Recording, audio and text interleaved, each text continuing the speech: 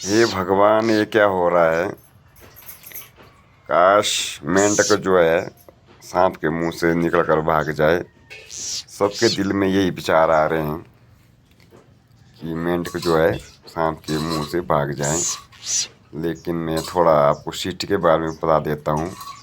ये सृष्टि जो भगवान ने रचाई है, तो ये सर्कल चलाने के लिए किसी को मांसाहारी और किसी को शाकाहारी बनाया गया है। जिस तरह का हम पाप धर्म सोचते हैं वैसा कुछ नहीं है।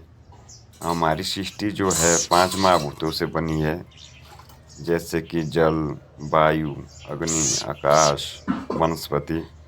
इन 5 महाभूतों से बनाई है। तो इनके बगैर जो है जीवन जो है संभव नहीं है। तो जैसे कि सांप खा रहा है मेंढक को, तो ये भी सृष्टि को बचा रहा है।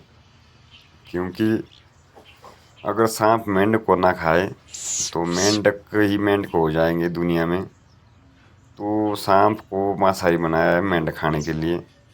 जो मेंढक होता है वो भी जैसे इससे छोटे जीव खाता है।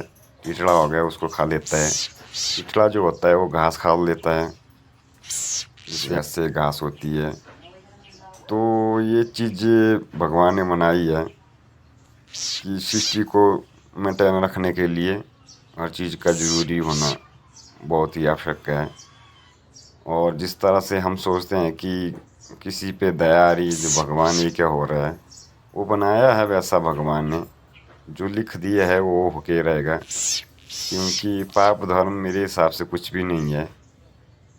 और जो जैसे कि हम गाय और बकरी भेड़ पालते हैं, तो अगर हम उन भेड़ को ना खाए, जैसे हिंदू जो होते हैं भेड़ बकरी का मीट खा लेते हैं, तो बकरी को ना खाए तो बकरी हो जाएगी।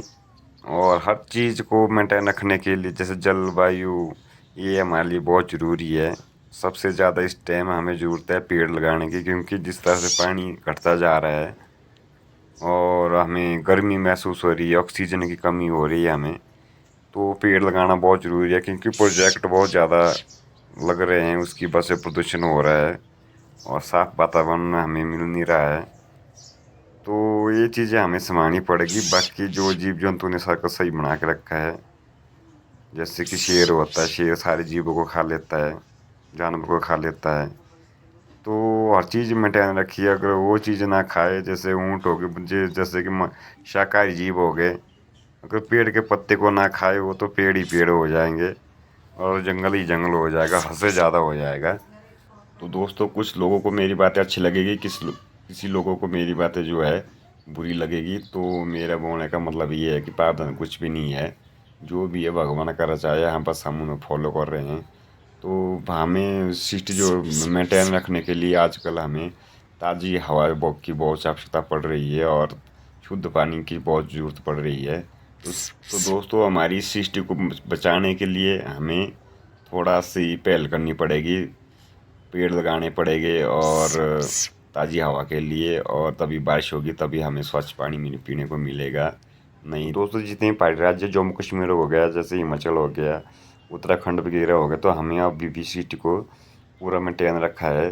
तो लोग जैसे पंजाब हो गया, दिल्ली हो गया, उसके निचले वाले राज्य हो गए, तो करोड़ रुपए खर्च करके हमारे यहाँ आ रहे हैं ताज़ी हवा का आनंद लेने के लिए। तो हम नहीं चाहते कि हम भी ऐसी दिक्कत है कि हमें पहाड़ों में जाना पड़े। तो अभी से स्टार्ट हो जाए, 2 पेड़ जरूर लगाए और ताज़ी हवा का आनंद ले और ज़िंदगी में मज़े